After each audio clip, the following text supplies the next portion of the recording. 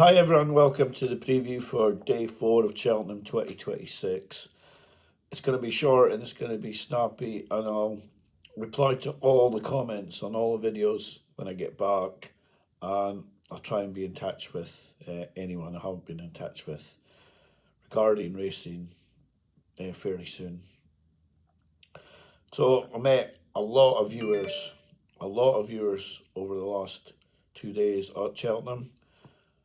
And it's been quite, like I said yesterday, quite humbling to meet so many people that watch the videos. Yesterday was a very good day. We didn't do well on the video bets. Jazzy Monty was beaten in the photo finish. Favori de Champdou was second. So, they're good picks. They just haven't won. But we've made a profit for the season, whatever. All the picks have been horses you could have got out of. Even Act of Innocence, who was picked for the wrong race, ran second yesterday. And you all know how keen I was on the preview videos with Steve about King Roscoe Grey, and I put it up on the daily preview as well. So all in all, it's been a successful festival. Whether we get no more winners or not, hopefully we will though.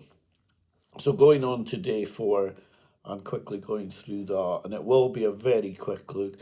Now, the Triumph has changed a lot with Proactive now replacing Narciso Haas. I think he's actually not a bad price, Proactive. I liked his debut. I think he's quite a good horse, and I'd probably just prefer him over Maestro Conti. I'm a bit worried about the Selma Deveri coming back so quickly. She's just got into the Malanchard. She is a danger, of course. There's lots of dangers, and I'm picking the first and fourth favourite in Proactive and Maestro Conti, so I'm not exactly being controversial. But I do think between those two, hopefully Cobden can ride a better race on Maestro Conti than he did on the couple today. Yesterday, sorry, where I thought he was a bit poor, especially on Loda Sud. I'm not saying he would have won, but he should have really been second at least. In the county hurdle, I'll let you into it. I was going to back Carbo on the videos yesterday morning before the declarations came through. He was 10 to 1. I was going to back him then. I didn't put him up, and he's now 4 to 1 favourite, and he isn't going to get put up.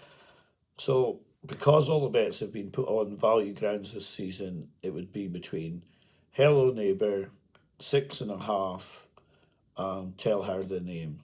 And there may well be a bet in this race, but at the moment, those are the three I'm concentrating on, and they'll be, even though I think Carbo's the most likely winner, I'm not backing him at a price that's way under the price he should be. For me, he should be 6s or 7s.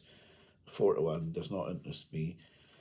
That price is only there because Townend's selected the horse, and it's his only mount in the handicap this week. On to the third race and that's looks like Dino Blue's going to be a short price for this, but I prefer Spindlebury or Panic Attack, and probably in truth Panic Attack, but Spindlebury interests me a lot now because Willie Mans has taken 2 mares. Well, Cargesi, who was out on her feet at the DRF's, won this week, and of course Ilite Tom, who was on the floor for a long time at Ascot. They're a bad fall, and these horses have come back and won at the festival. So, yeah, he may be able to do that with Spindlebury, who was pulled up in the Irish Gold Cup as well. So, those would be my 2 against the field there, Spindlebury and Panic Attack. We have a bet in the 4th race and the 5th race, and they're both Gavin Cromwell's horses. The Passing Wife, who's been supplemented for the Albert Bartlett, he's my selection in that. There are a lot of good horses and a couple of good outsiders in this race. I wouldn't give up on Dr. Dumanil. A lot of dangers, but you have to stick with your original choices. The Passing Wife was put up for the videos at a good price, and we now, we go in there at about half the odds, and we just have to hope that Gavin's judgment's right and that he's taken the horse out the Martin Pipe and put him in here because this is the place that he should be. I'm not really scared of the front of the market. Maybe I should be, but yeah, for me, I'm with the passing wife, and I'm happy to be with the passing wife. In the Gold Cup itself, we're on. I know the way you're thinking. Everybody thinks it's a terrible pick. The horse hasn't beaten anything this season. Not one horse has he beaten in his 3 runs. He's been atrocious. He fell last time out, but he won the race last year in amazing fashion. His trainer says he's coming back to form, and I have to trust in Gavin Cromwell. The outsider I like is Splans Tower. I think he'll run a big race. Disappointing not to have Jack Kennedy on board, but that's the way things are. You can't have everything. Harry Cobden's a good replacement, and I hope for the small yard, Splans Tower will run a big race at an each way price. I have absolutely no opinion on the Hunter's Chase. It's a race I've tried to get a handle on a lot of occasions, but I'm not collecting any money when I'm putting bets on. And sooner or later, you have to say enough is enough and give it up. And finally, in the Martin Pipe, we obviously had the non-runner no bet on the passing wife, who's now in the Albert Bartlett. At the moment, I quite like Air of Entitlement, but I think if I was going to put a bet up in this race, it would probably be on Nurse Susan, and there is a possibility that I will put a bet up on Nurse Susan, just at a value ground bet, especially when the ground looks like it should soften up. Not certain that she's that well handicapped, but I do like her in this race.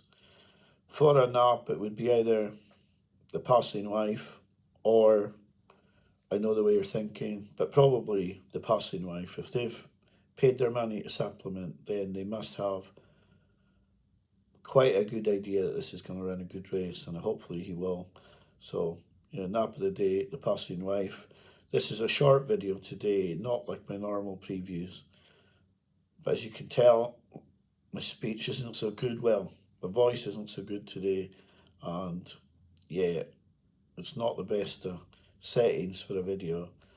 So I'll get the video up. I may put an amendment to this up later on, and there could well be a bet, but the videos will be in profit. We've put up, so far 5 have run.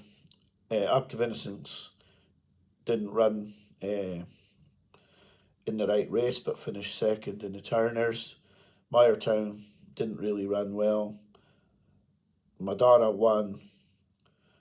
We had Jazzy Marty in a double with Lossy Mouth. Jazzy Marty was beaten a fingernail at the most, and I thought he'd won, and Favre Deschamps too won. Both of those were heavily backed. So we've had 2 seconds and a first from our 5 selections. You can't ask for more than that, and we're going to make a profit this year. So hopefully the 4 bets that we have left will run well, and the remaining bank will be put on probably on Friday. At the moment, the most likely bets would probably be one of the horses in the County Hurdle that I talked about, or Nurse Susan in the Martin Pipe. Thanks for watching. I'll be back properly very soon after the festival. I'll have a lot to say because I've got to review the bets, got to review the festival, and I've also got to say an awful lot of thank yous to a lot of people. And yesterday, I met 2 in particular. Carl, who was very complimentary about myself and Steve's channels, and also Sean, who stood with me when Kingrasco Grey won the Turners. And it was quite nice to share that with someone I just didn't know. I had good bets on Kingrasco Grey, as I said in the Cheltenham preview with Steve last week. I said that I'd backed Kingrasco Grey quite heavily at 25-1, and it was win only, so I couldn't afford him to come second. So anyway, yeah, things have gone great so far. I hope the remaining 2 days of Cheltenham were kind to you, but this is the preview for the final day. Thank you all for watching and spending your time watching me, and I'll be back to you properly after the festival finishes. Bye for now.